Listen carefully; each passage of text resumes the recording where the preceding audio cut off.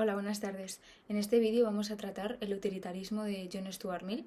Sí que es verdad que me hubiera gustado darle mucha más importancia al empirismo inglés para que este vídeo se pudiera entender a la perfección, pero igualmente, como he dicho en todos los vídeos que hemos hecho de estos autores, me estoy ciñendo bastante a lo que es el temario de bachillerato para ir a selectividad, así que cuando tengamos más tiempo y esté mucho más instruida en estos autores, pues entraremos más en profundidad. Igualmente lo que vamos a tratar con este autor, los puntos, ¿no?, que voy a intentar explicar de la mejor manera, va a ser sobre todo su propuesta ética. A raíz de unos cuantos subapartados, podríamos decir, los tres grandes principales serían la relación que tiene con la filosofía de Bentham, de Jeremy Bentham.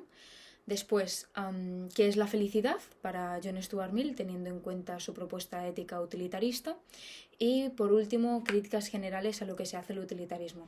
Entre medio de estos subapartados hay otros, no sé cómo se diría, dentro de los subapartados hay subapartados, pero bueno, son mucho más breves, así que por eso he dicho estos tres que son mucho más generales. Antes de comenzar a explicar toda esta teoría, que veréis que es bastante, como se dice aquí en Cataluña, fachuga, es bastante, bueno, es menos que, por ejemplo, Descartes o Hume, pero igualmente es algo, bueno, pesada. Quiero daros las gracias porque antes de comenzar a grabar el vídeo he entrado en el canal y he visto que ya hay suscritos más de 40.000 personas. O sea, cuando comencé con este canal ni me lo hubiera podido imaginar, pero bueno, me siento, como digo, súper agradecida porque el ver que hago lo que me gusta y sobre todo de la manera que a mí me hace sentir cómoda, ver que la gente le puede aportar y que al final es un contenido que para algunas personas podría ser considerado de valor, para mí es algo que me pone súper contenta y súper feliz. Así que voy a, obviamente, continuar a hacerlo, continuar haciéndolo. Así que bueno, después de hacer este pequeño paréntesis de agradecimiento, vamos a comenzar con el vídeo. A ver, John Stuart Mill, como siempre, lo que hacemos con estos autores no es comenzar con una breve biografía, contexto histórico y filosófico. Hay un canal de YouTube que, bueno, esto ya lo he comentado otras veces, que dice que la mejor manera de poder comprender la filosofía de un autor, ¿no?, es comprendiendo la propuesta, es decir, lo que él buscaba, ¿no?, proponiendo su propia filosofía. Así que, bueno, voy a hacer, como digo, una breve introducción y ya vamos a su pensamiento propiamente filosófico. Entonces, John Stuart Mill, 1806-1879, Londres. Este autor se adhiere dentro de la tradición del empirismo inglés, sobre todo tiene mucha relación con Hume. Estaría bien que, si os interesa este vídeo, también vierais los de Hume. Os lo dejaré el link en la descripción porque tiene mucha relación. Veremos esto también por qué. También cabe resaltar que la propuesta ética de John Stuart Mill estará muy relacionada con la de Kant, porque veremos que no tienen nada que ver, pero se contraponen muy bien. Por lo que si vais a selectividad, estos autores podría ser una muy buena pregunta de ejercicio 3, si no me equivoco mal, de comparar diferentes posturas. Entonces, si justamente esta posición, es decir, la posición de John Stuart Mill la tenéis que explicar en contraposición con Kant, estaría bien que también os vierais el vídeo porque ahí se explica la propuesta ética deontológica del deber. Así que bueno, voy a seguir. También es importante decir que se adjunta en la corriente empirista, como he dicho, pero también de Auguste Comte, que de él ya tenemos un vídeo en el canal.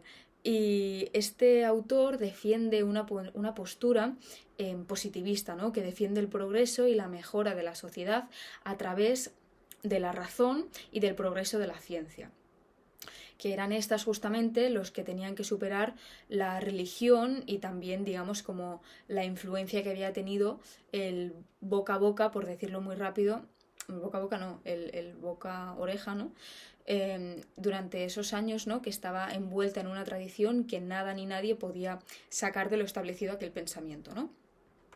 Entonces, después de decir esto, cabe decir que el pensamiento político de John Stuart Mill fue muy importante porque estuvo influenciado por el movimiento liberal de John Locke, que por eso al inicio del vídeo he explicado que me hubiera gustado mucho hablar también sobre John Locke. pero este año nos lo han quitado en segundo de bachillerato, así que bueno, lo hablaré por mi cuenta.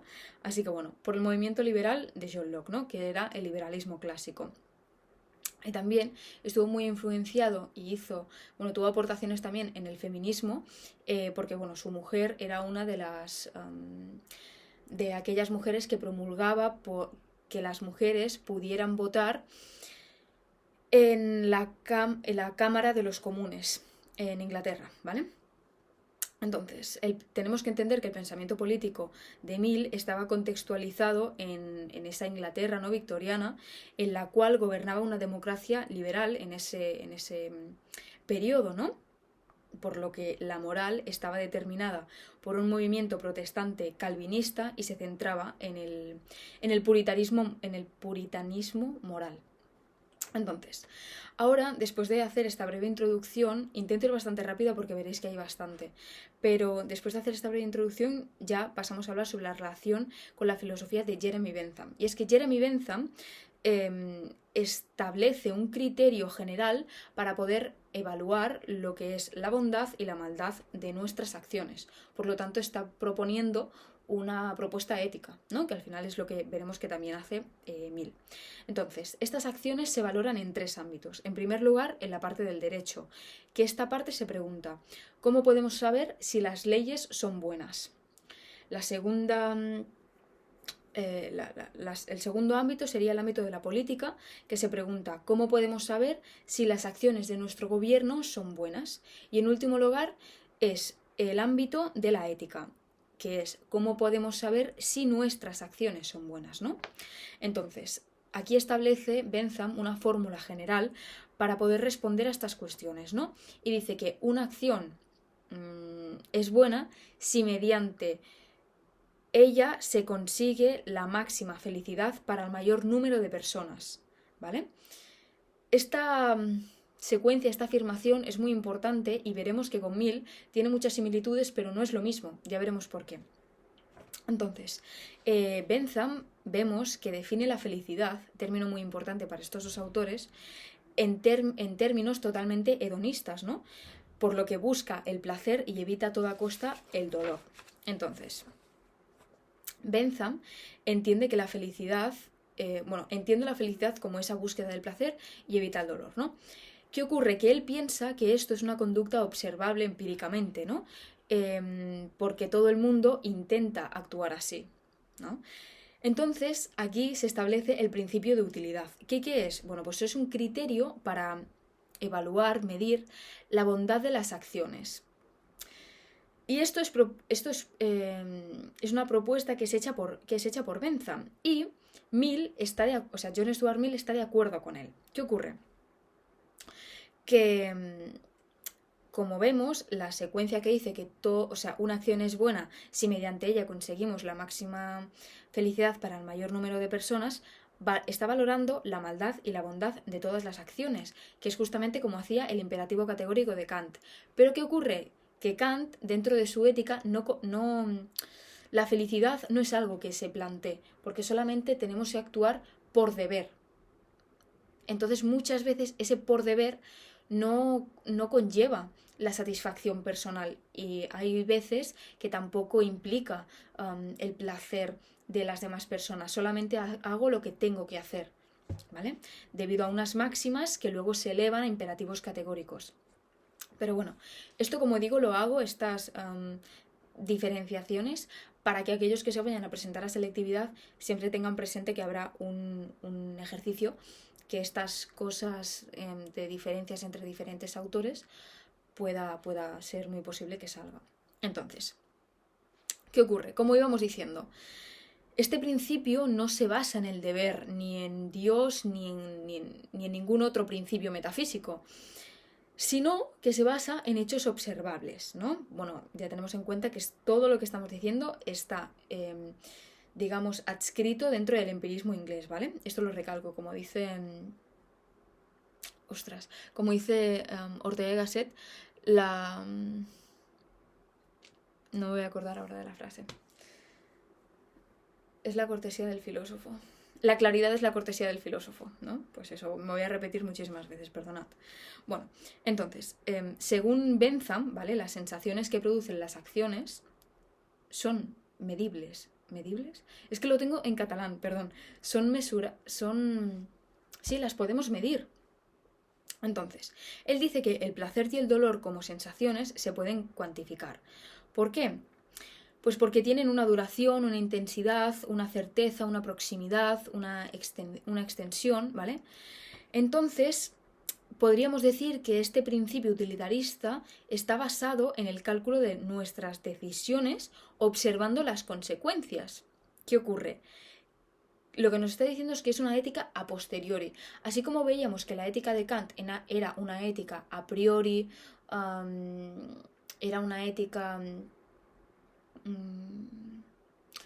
que era una ética universal, necesaria, es decir, que era válida para todo el mundo, que siempre era de la misma manera, aquí vemos como no es así, ¿vale? Entonces, vemos que lo que está proponiendo es una ética consecuencialista, es decir, que tiene en cuenta las acciones una vez ya realizadas, ¿vale? Entonces, este principio se convierte en un criterio objetivo para poder evaluar la bondad y la maldad de las leyes y de las acciones. ¿Qué ocurre? Aquí viene un pequeño problema, y es que la moral la moral que propone Bentham es una moral que es considerada de cerdos, ¿vale? ¿Por qué? Porque se reduce a la recerca, sí, muy bien, Carla, a la búsqueda de los placeres vulgares, es decir, los placeres carnales. ¿Por qué esto, no sé si lo habéis entendido, una moral de cerdos? Porque a un cerdo, con que simplemente le eches un pan de mala manera, ya está satisfecho, ¿no? ¿Qué ocurre? Que un ser humano, ¿no? Un ser sensible necesita otro tipo de acciones, otro tipo de decisiones para poder alcanzar la verdadera felicidad, ¿vale? Lo que pasa es que la propuesta de Bentham nos damos cuenta de que realmente es una propuesta, es una moral, es una ética de cerdos, porque justamente solamente se reduce a los placeres vulgares, a buscar esos placeres que veremos que son, digamos, que tienen una menor intensidad y que son pues menos válidos, por así decirlo, no sé cómo decirlo, ahora haremos la diferenciación, ¿vale? Entonces, John Stuart Mill, ahora viene lo interesante. ¿Por qué? Porque su propuesta filosófica es establecer de forma más precisa lo que es el utilitarismo. Entonces él escribe una obra que es El utilitarismo, en 1861, en la que hace un análisis del ser humano, es decir, es una obra antropológica, y destaca que el ser humano tiene facultades superiores porque el ser humano tiene razón, ¿no? Y que es justamente eso lo que nos permite disfrutar de otros aspectos que los animales no pueden, como por ejemplo los cerdos, ¿no? Entonces, pongo un ejemplo que sería el arte estético. Bueno, el sentimiento estético es algo que los animales no pueden disfrutar porque no tienen esa racionalidad, ¿no? Pero en cambio los seres humanos sí. Y es justamente eso lo que nos permite alcanzar la verdadera felicidad. Entonces, estas facultades superiores son imprescindibles porque el ser humano hace que se desenvuelva a sí mismo y se perfecciona también desarrollando estas facultades, ¿no? Y también lo que hace es que desarrolla su propia individualidad. Aquí cabe decir que tendríamos que hacer una distinción entre Bentham y John Stuart Mill, porque lo que hace... O sea, los placeres de Bentham solamente tienen en cuenta la cantidad y no la calidad de los placeres, ¿no? ¿Por qué? Porque él dice máximo nombre o máxima cantidad de felicidad para el máximo número de personas. Y Mill aquí hace una diferenciación cualitativa de los placeres, ¿no? Porque él piensa que hay placeres superiores, ¿no? Por ejemplo, no es lo mismo comerse una hamburguesa que interpretar una obra de Chopin, ¿no? Siendo músico. Entonces, aquí lo que hace Bentham es que, o sea, aquí lo que hace Mill es establecer una diferenciación entre la cantidad y la calidad de los placeres, ¿no? Entonces, aquí Mill relaciona la felicidad con un ingrediente esencial, podríamos decir, que es la libertad necesaria para poder desarrollar la individualidad, ¿no? Y él se pregunta, ¿cómo es posible la libertad? Y dice que justamente se tiene que dar en sociedad y bajo unas condiciones sociales y económicas establecidas. Esto, y justamente he explicado un poco sobre el contexto político, para que esto se pudiera entender. Claro, cabe decir, por si lo habíais dejado un poco de lado, lo que hemos dicho al principio del vídeo, ¿no? Que él está dentro de lo que es el liberalismo clásico, iniciado por John Locke. Entonces, esto es importante decirlo para que este punto se entienda. Ahora sí, vamos a pasar a hablar sobre ya propiamente temario fuerte, que es el punto de qué es la felicidad. Pues bueno, en sentido ético, podríamos decir que para Kant parece que no es alcanzable. Y sí, he dicho para Kant, ¿vale? No es alcanzable, ¿no? Se ha de aprender, tenemos que aprender a vivir sin felicidad. Su propuesta ética deontológica es lo que nos dice, ¿no? Pero Mill nos dirá que todo y no ser un estado de exaltación continua, esta felicidad, es posible en momentos ocasionales, ¿no? Y es justamente esos momentos ocasionales los que se dan cuando los placeres predominan sobre los dolores, ¿no? Y aquí hay una influencia, si nos queremos dar cuenta, del hedonismo de Epicuro. Bueno, entonces, una acción será buena si contribuye a desarrollar el bien general, ¿no? Y nos ayuda a compartir ese bien entre el mayor número de personas. Entonces, la felicidad, en este caso, ¿no? Para Mill se relaciona con el placer. Y para este autor, para Mill, existen de dos tipos.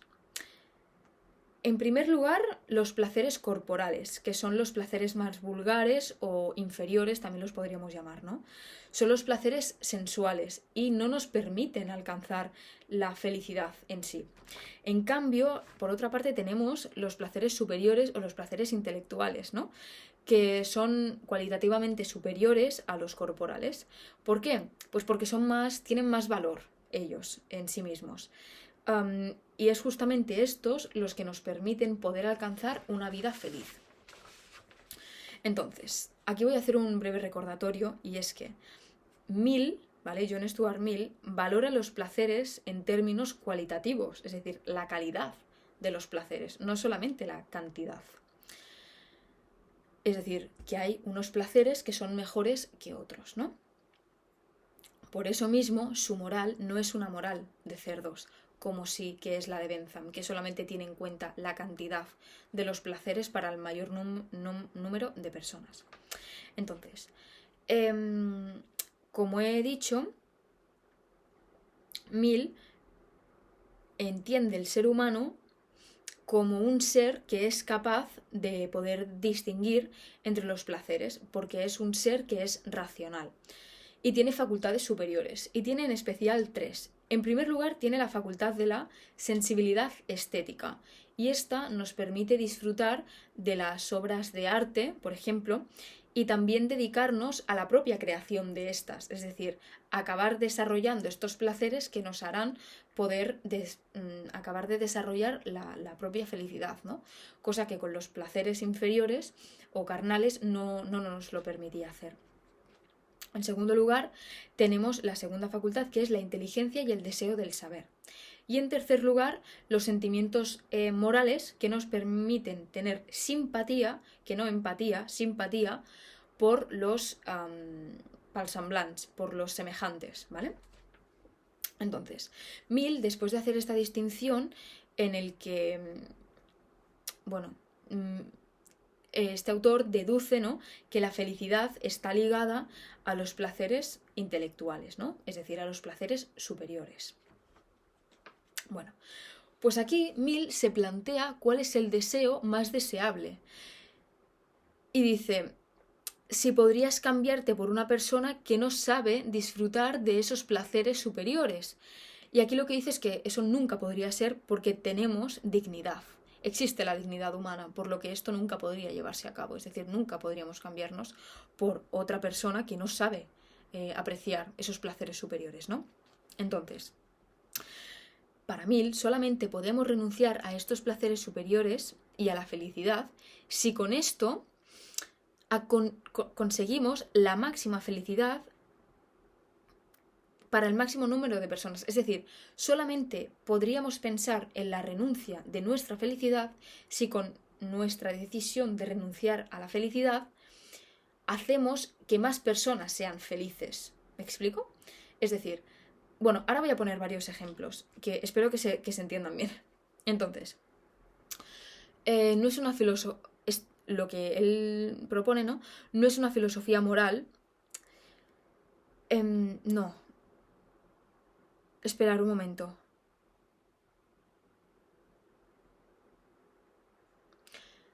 Vale. Como vemos, como es una filosofía moral, aquí, ¿ves? Aquí había algo que no me cuadraba. También es una propuesta ética, ¿vale? Es decir, es filosofía moral. Es decir, la filosofía moral sí que es lo mismo que la ética, pero la moral no es lo mismo que ética, solas, separadas, pero una filosofía moral sí que es lo mismo que la ética, ¿vale? Digo esto porque como es una propuesta ética, y aquí estamos hablando de filosofía moral, cabe hacer esta distinción, ¿vale? Vuelvo a repetir, filosofía moral sí que es igual a ética, moral, sola, moral no es igual a ética, ¿vale? Entonces, digo esto porque después de todo lo que acabamos de decir, podríamos concluir que es una ética egoísta, por decirlo así. ¿Por qué? Voy a poner un ejemplo. Los políticos, ¿vale? Que son personas que disponen de muchos bienes y riquezas, tienen que renunciar a la felicidad en favor de un principio utilitarista que busca la máxima felicidad para el máximo número de personas posibles, ¿no?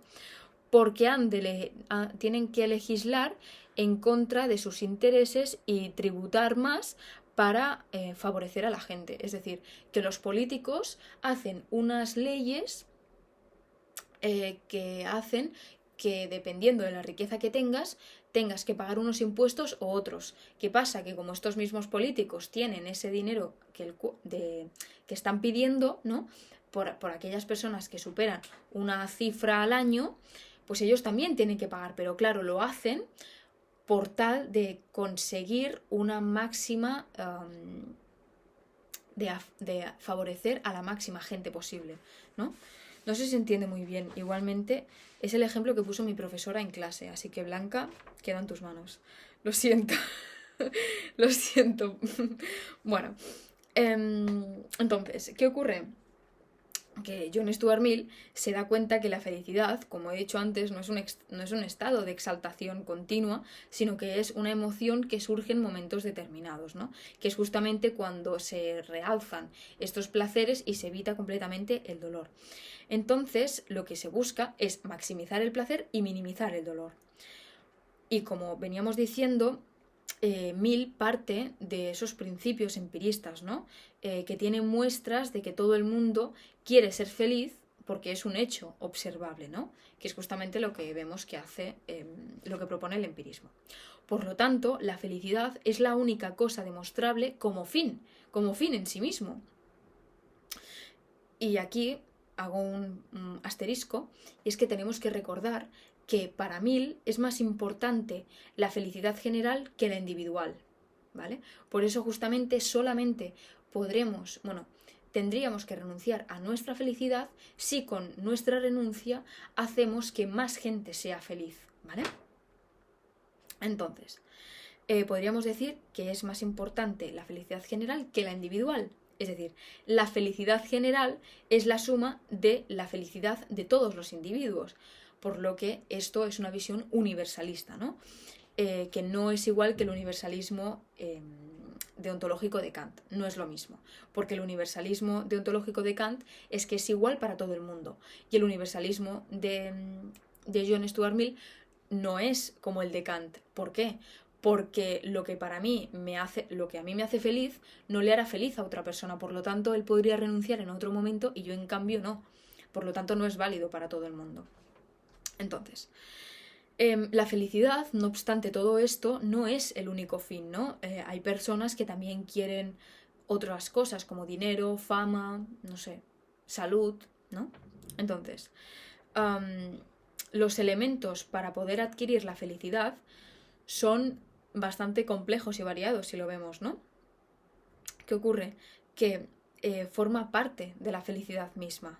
Es todas estas cosas que hacen que no sean en sí mismo la felicidad, pero que sí que la acaban de constituir, ¿no?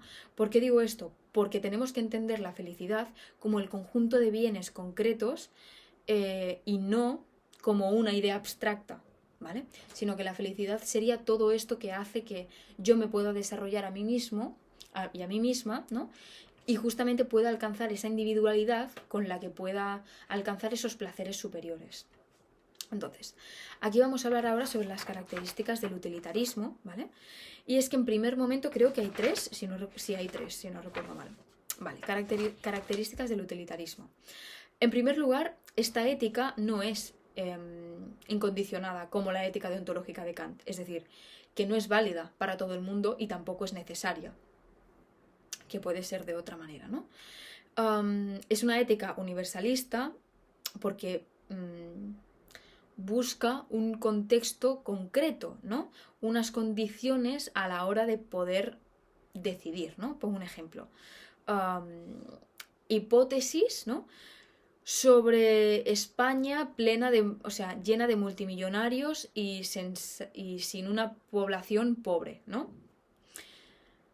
La ley de la tributación no pasaría por el criterio del utilitarismo, no buscaría el máximo bien o felicidad para el máximo número de personas. ¿Lo habéis entendido? Yo no. Así que no lo voy a volver a decir porque no he entendido nada. Intentaré buscar otro ejemplo y escribirlo, porque yo no me he enterado de nada. Y lo he leído. Lo he leído muchas veces. Y sigo sin enterarme de nada. Pero bueno, primera característica, ¿no? Justamente eso. No es incondicionada, por lo que no es válida para todo el mundo y tampoco es necesaria, como sí que la era la de Kant. El ejemplo me lo guardo, me lo apunto y os lo escribiré en otro momento. Después, la segunda característica. Es una ética utilitarista, por lo que es consecuencialista y, por tanto, a posteriori. ¿Qué quiere decir a posteriori? Que tiene en cuenta las consecuencias. Y la ética de Kant no lo tenía en cuenta. ¿Por qué? Porque actuar por deber estaba actuar por deber, que era como teníamos que actuar siempre, ¿no? Que nos decía que era una ética a priori, porque no podíamos, no teníamos que tener en cuenta las consecuencias, solamente teníamos que actuar bien y ya está, ¿no? Pues esta ética es todo lo contrario, es a posteriori, ¿no? Por lo que evalúa esas consecuencias de las acciones una vez ya llevadas a la práctica. ¿Para qué?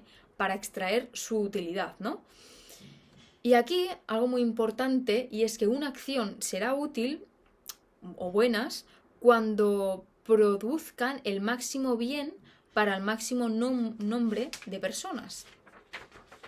Y puede parecer que es lo mismo que decía Bentham, pero no, porque recordemos que la ética que propone Bentham es una ética de cerdos, porque solamente tiene en cuenta la cantidad. En cambio, Bentham tiene en cuenta también la calidad, es decir, que tendríamos que renunciar a nuestros placeres, a nuestra felicidad, si con ello podríamos o podemos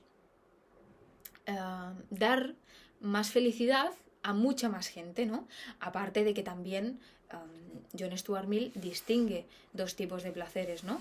Los inferiores y los superiores, y vemos cómo realmente tenemos que desarrollar los superiores para poder alcanzar la felicidad en sí misma, ¿no? Para poder desarrollar esa individualidad que hace que nosotros podamos llegar a alcanzar, ¿no? la felicidad. Y como tercer característica del utilitarismo sería que con este sistema moral de cálculo, podríamos decir, Mill piensa que puede asegurar la felicidad mejor que otros sistemas morales. ¿Qué pasa? Que aquí se lo cargan. ¿Por qué? Porque hay unas críticas generales a lo que es el utilitarismo que propone John Stuart Mill. Son dos, muy generales, ¿vale? En primer lugar, la primera crítica que le hacen es que no valora las intenciones o motivos, solamente se limita a las consecuencias. Y por ejemplo, Kant sí que tiene en cuenta, ¿no? Actuar conforme al deber, actuar por deber, actuar en contra del deber.